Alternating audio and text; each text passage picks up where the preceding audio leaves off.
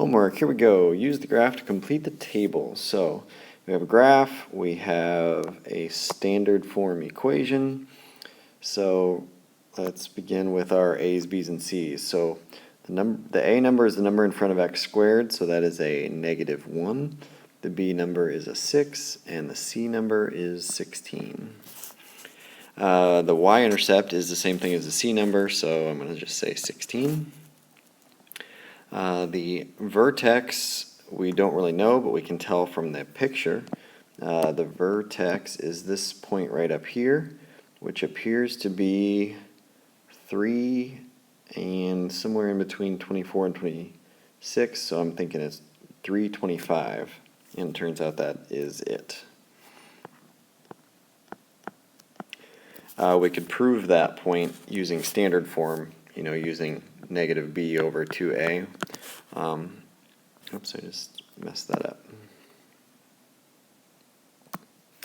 The vertex is 325.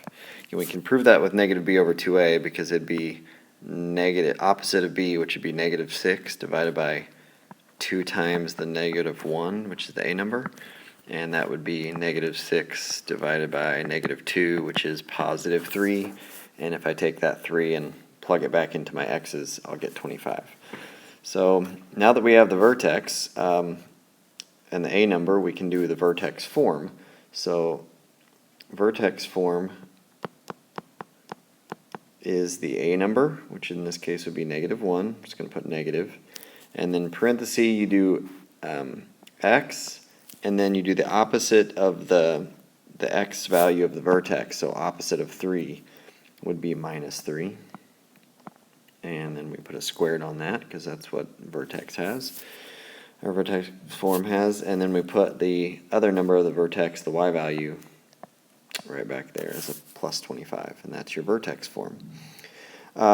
Judging by the picture, we can tell that the roots are appear to be -2 and +8.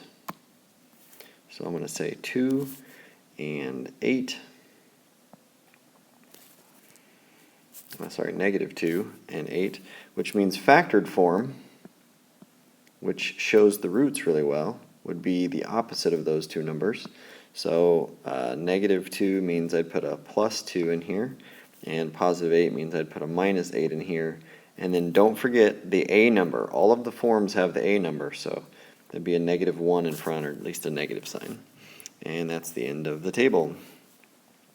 Number 2, we have what is the vertex of this function, and now you have to identify, first of all, that's vertex form, which means we should just be able to stare at it and look and get the answer, and it's opposite of this number and then that number. So we are looking at a vertex of +4, 6, and we're done. Number 3 says what are the roots of that function? Well, that's factored form, so this should be easy. It would be the numbers -5 and +7, and I like to put x equals on those. And now just to practice, once again, that -b over 2a formula to find the vertex from standard form. So it'd be opposite of b. Remember, that's a, b, and c. So opposite of b would be -16 divided by double the a number.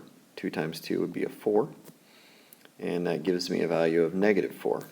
So my answer to this problem is -4 and then something. Remember, it's a coordinate on a graph, a point on a graph. So I'm not doing a very good job with this parenthesis. Here we go. Now to get the other number, we plug in -4 into the function, into the 2x spots right there and right there.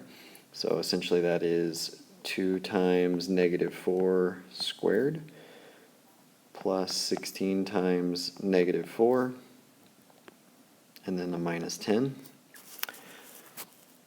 Grab a calculator. But I'm thinking that comes out to be 86. I just did mental math on that, so check my work. Number 5, x squared minus 10x plus 5. So the a number is a 1. That's been bothering people.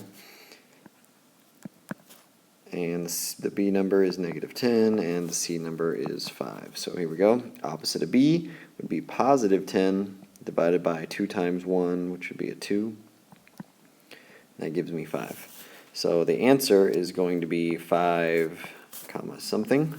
We just need to plug the 5 back into the function, so that's going to be 5 squared minus 10 times 5 plus 5.